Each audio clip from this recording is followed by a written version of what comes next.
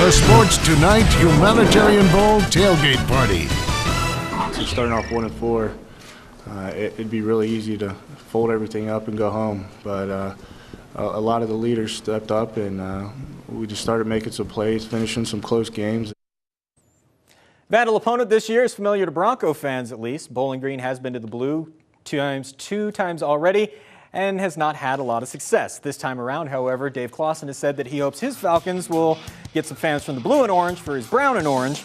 Bowling Green lobbied hard to get into the Humanitarian Bowl and can credit strong play for one of the best wideouts in the country, Freddie Barnes, for getting here. For Bowling Green, this has been a tale of 2 seasons. We were sitting there after the Boise game at 1-4, but had really played good football.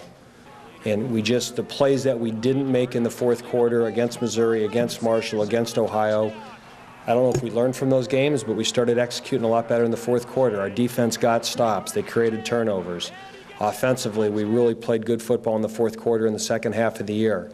And guys rose up and made plays when they had to, and we got some really big wins. We'll continue to break this down a little bit with, of course, the experts. Jay Tust joining Coach Akey and John Kirtland. Jay? Hey, thanks a lot. Yeah, obviously Coach Akey and John Kirtland join us now. And you guys both defensive specialists, so we're going to talk a little defense here. Freddie Barnes, one of the best receivers in the nation, led it in receptions, receiving yards, I believe, as well as touchdowns.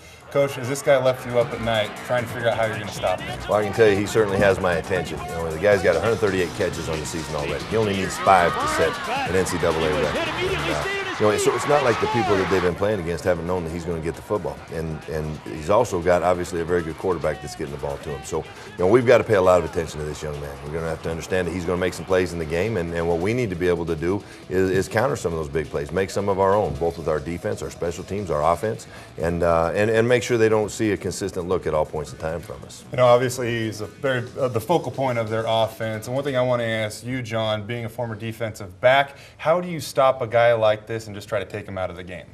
Well, I don't think you stop players of this young man's caliber, and so if we can limit him to catches and, more importantly, tackle well, I think that's what's going to be the key. And so when he is throwing the ball and he does catch it, if we tackle well, I think we're going to be okay. We need to apply some pressure to that quarterback and make sure that he doesn't have forever to stand in that pocket and throw the ball because we're just not set up to do that.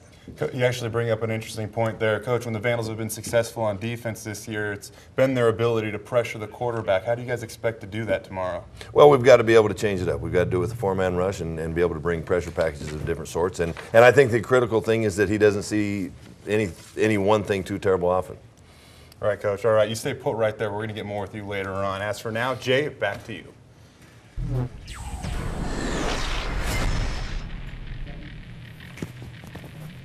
All right, coming up a little bit later, we are going to talk more about the Humanitarian Bowl, of course. But remember, we want to get you warm as you head out to the bowl game, so let's check on your local forecast.